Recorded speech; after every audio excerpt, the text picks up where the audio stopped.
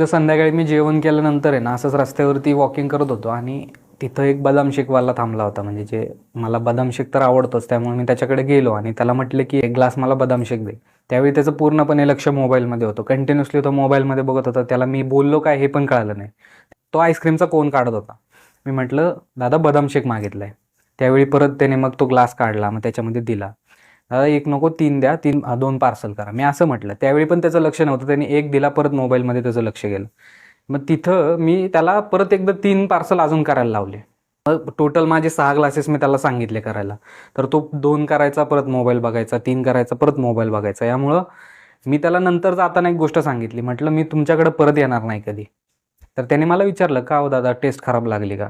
म्हटलं, टेस्ट चांगली आहे, पण तुमचं वागणं खराब वाटलं मला.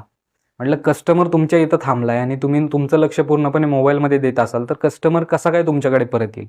ही गोष्ट त्यांना मी सांगितली आणि ते म्हटले की सॉरी दादा, इथून पुढे तरी नाही होणार.